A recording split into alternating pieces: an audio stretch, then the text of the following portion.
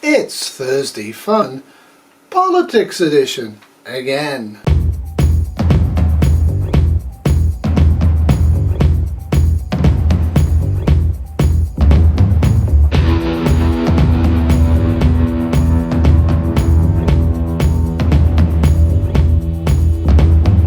Oh dear, oh dear, oh dear.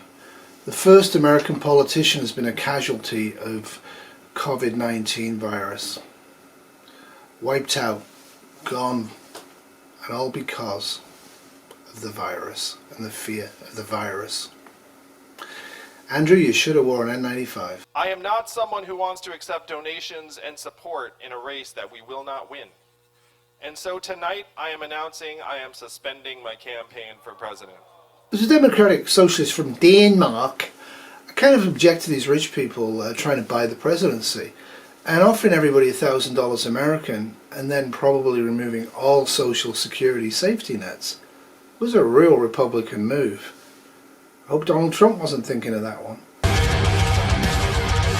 Meanwhile, everybody's favourite black uncle, Uncle Joe Biden, has been putting his foot in it again. I'm going to be a little bit mean for a second, okay?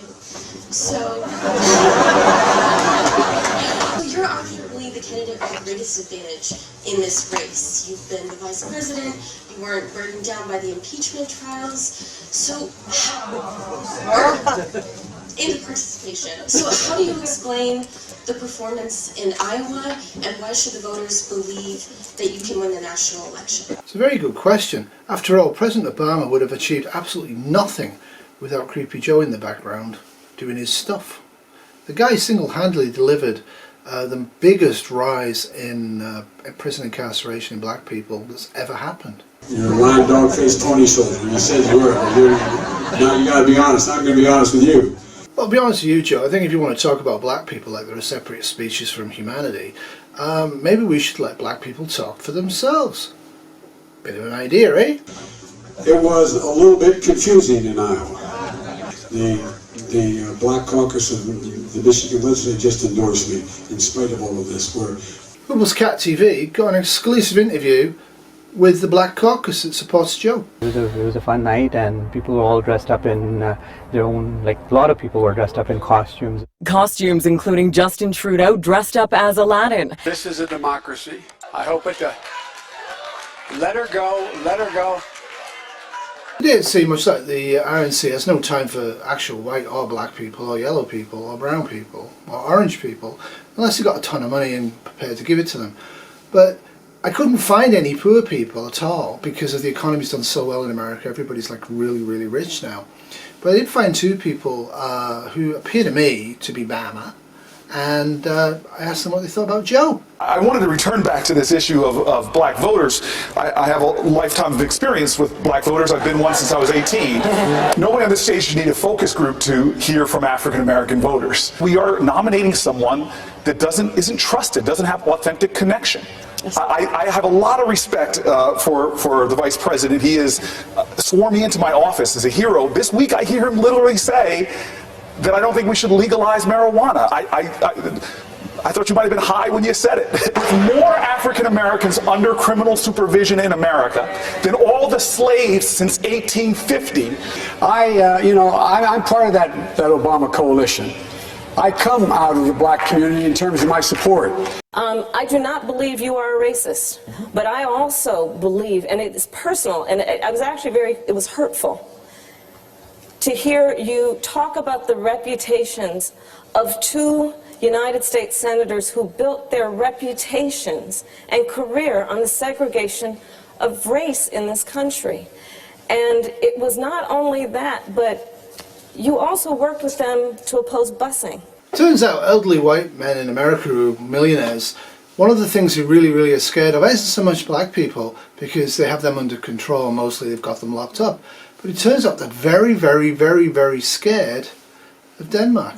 I have an attitude about them. I remember the Cold War. I have an attitude towards Castro. I believe if Castro and the Reds had won the Cold War, there would have been executions in Central Park, and I might have been one of the ones getting executed. And certain other people would be there cheering, okay? This is what happens when somebody's about to get elected. It's actually going to take away your incredible, fabulous wealth by taxation and redistribute it to the poor and the middle income people.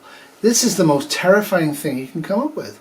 I remember the Cold War, and I never for one moment thought Bernie Sanders was going to execute me. But there again, I'm not a millionaire. I don't know who Bernie supports over these years. I don't know what he means by social. One week it's Denmark.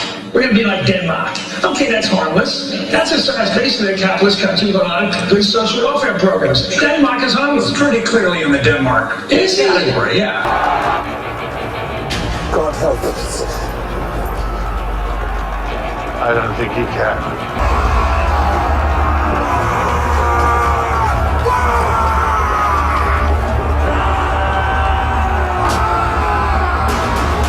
Is we won an 8-person election by some 6,000 votes. That is not going to be changed. And now suddenly, a guy comes in who does not campaign one bit in Iowa, New Hampshire. You're a rag dog face pony show. I think that is an absolute outrage and really unfair. The unions have endorsed me in spite of all this, etc. Is that we won a very significant victory in the popular vote. We won a very significant victory in the realignment vote. And if you go out on the streets to New Hampshire, you go to Vermont, and you ask people, how do you determine who wins an election? Well, from where I come from and where everybody else comes from, the person who gets the most votes win. Wow, even for a Viking, Bernie's pretty naive. Isn't it the person that spends the most on advertising and then idiots vote for them anyway? I think that's how American politics works. Anyhow, enough of that. Canada bravely sent down one reporter to cover the Iowa caucus, and he uncovered quite a few interesting things. Joe, quick question for Canada. We're like North America's Joe Biden. He's here. Bernie. I think I have like a Tylenol. I have a fisherman's friend and ecstasy. So you would say it's safe to say that you're bi-national curious. I mean, nationality is a spectrum as far as I can tell. Now to finish up the American politics edition of Thursday Fun, I got an exclusive shot of Michael Bloomberg practicing in California to deal with Bernie. And boy, he's taking it seriously.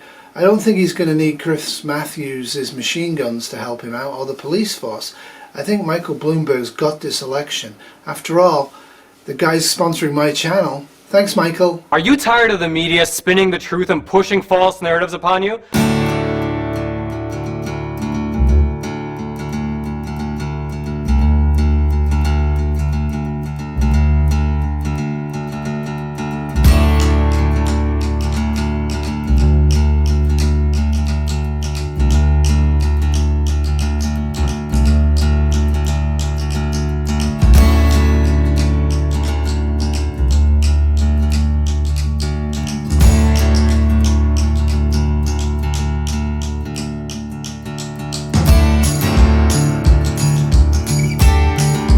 Well, as you say, all good things have to come to an end. First off though, because it's a political edition, one of the most overlooked issues in American and Canadian politics today is homelessness, homeless mermen. And I think it's a huge issue. We really need to consider that if we have a second bathtub, we really do need to start putting water in it and inviting mermen who are homeless into our homes.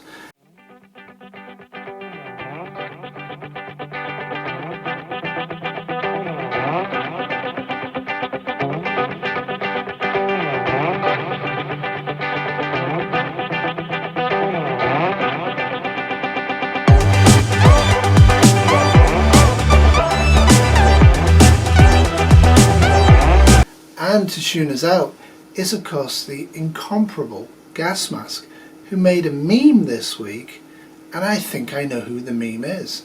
Answer below if you think you know who this prepper is.